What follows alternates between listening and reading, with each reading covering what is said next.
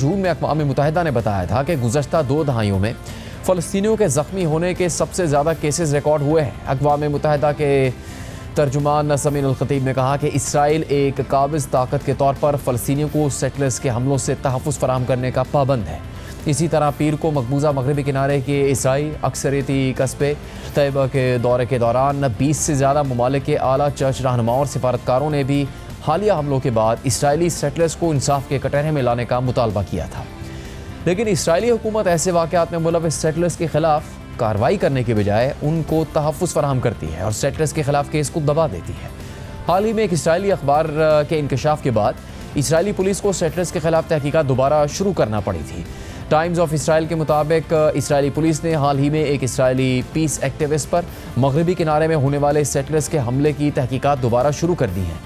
یہ اقدام اس وقت کیا گیا جب اسرائیلی اخبار ہارڈز کی ایک رپورٹ میں انکشاف ہوا کہ پولیس نے یہ کیس بند کر دیا تھا۔ اسرائیلی پولیس کا کہنا تھا کہ وہ حملہ آوروں کی شناخت کرنے میں ناکام رہی، حالانکہ متاثرہ شخص نے قانون نافذ کرنے والے اداروں کو کافی ثبوت فراہم کیے تھے، جن میں ایک حملہ آور کا نام بھی شامل تھا۔ یہ واقعہ ظاہر کرتا ہے کہ اسرائیلی سیٹلرز کے تشدد کی تحقیقات میں اسرائیلی قانون نافذ کرنے والے ادارے سنجیدگی کا مظاہرہ نہیں کر رہے۔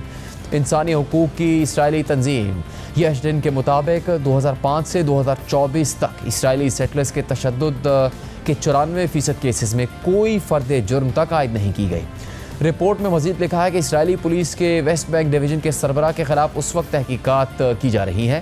ان پر الزام ہے کہ وہ اسرائیلی سیٹلرز کے تشدد کے کیس کو جان بوجھ کر آگے نہیں بڑھا رہے تھے تاکہ دائیں بازو کے سخت گیر قومی سلامتی کے وزیر بن گوئر کی خوشنودی حاصل کی جا سکے، جن کی وزارت پولیس کی نگرانی کرتی ہے۔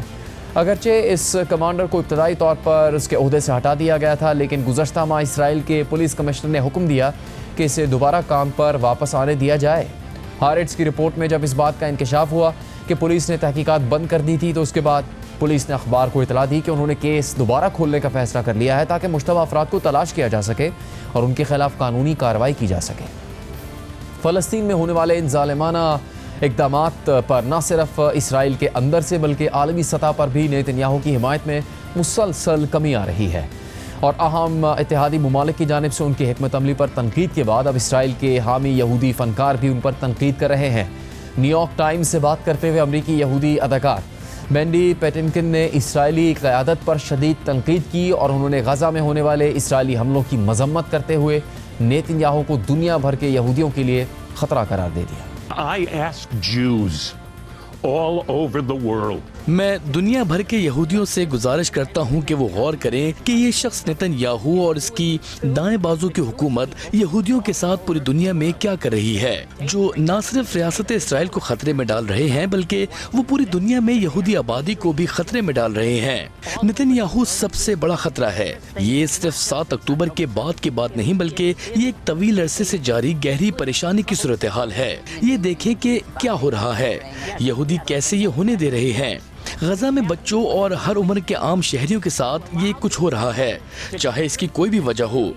یہ نہ صرف ناقابل قبول ہے بلکہ ناقابل تصور بھی ہے، اور میں دنیا بھر کے یہودیوں سے کہتا ہوں کہ کچھ وقت تنہائی میں گزاریں اور سوچیں کہ یہ کیا قابل قبول ہے، کیا قابل برداشت ہے، کیسے سب کچھ آپ کے ساتھ اور آپ کے آباء و اجداد کے ساتھ ہوا، اور اب آپ یہ سب کسی اور کے ساتھ کر رہے ہیں۔ Your ancestors, and you turn around and you do it to someone else. دوسری جانب غزہ میں بھی اسرائیلی حملے مسلسل جاری ہیں۔ آج اسرائیلی فورسز نے المواسی میں بے گھر فلسطینیوں کے لیے قائم ٹینٹس کو ایک بار پھر نشانہ بنایا۔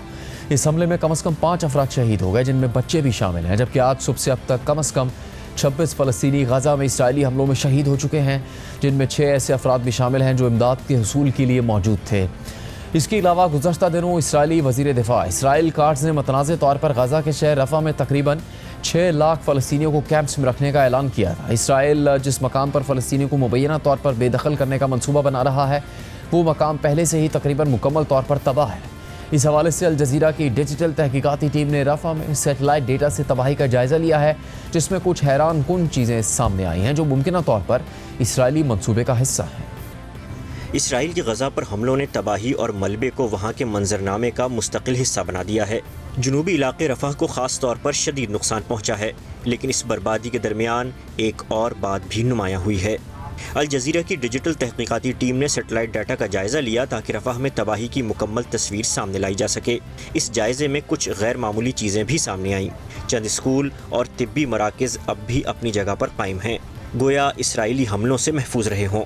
سوال یہ ہے کہ کیا ان عمارتوں کو جان بوجھ کر چھوڑا گیا ہے، اور اگر ایسا ہے تو کیوں؟ چلیے پہلے یہ دیکھتے ہیں کہ رفح میں تباہی کس حد تک ہوئی ہے۔ یہ نقشہ بتاتا ہے کہ صرف 4 اپریل سے 4 جولائی 2025 کے درمیان عمارتوں کو گرانے میں کتنی تیزی آئی۔ ٹیم نے اندازہ لگایا کہ اس عرصے میں اسرائیلی فوج نے تقریباً 12,800 عمارتیں تباہ کیں۔ مزید تجزیہ اس بربادی کی شدت کو ظاہر کرتا ہے۔ یہ ایک محلہ ہے 3 اپریل 2025 کی حالت میں، اور پھر 4 جولائی کو جب اسرائیل نے اسے مکمل طور پر مسمار کر دیا۔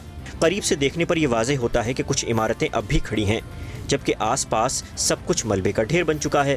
ان عمارتوں میں کئی اسکول اور ایک ہیلتھ سینٹر شامل ہیں جو بظاہر جان بوجھ کر سلامت رکھے گئے۔ اب چلتے ہیں تل السلطان نامی علاقے کی طرف۔ اس کی تصویر 3 اپریل کی ہے اور پھر 4 جولائی کی، جب وہاں کی حالت بدل چکی تھی۔ لیکن تل السلطان کو بھی مکمل طور پر نہیں گرایا گیا۔ قریب سے دیکھنے پر معلوم ہوتا ہے کہ وہاں اب بھی 2 اسکول اور ایک طبی مرکز سلامت ہے۔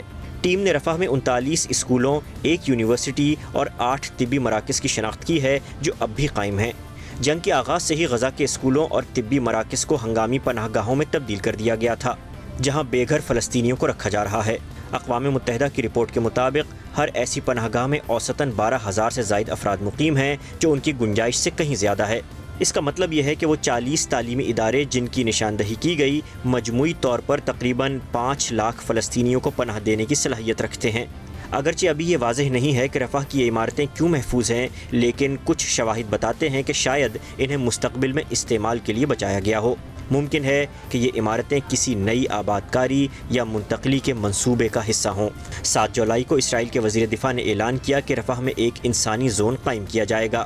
اس منصوبے کے تحت ابتدائی طور پر 6 لاکھ فلسطینیوں کو اس نئے علاقے میں منتقل کیا جائے گا، جہاں انہیں محدود رکھا جائے گا اور باہر جانے کی اجازت نہیں ہوگی۔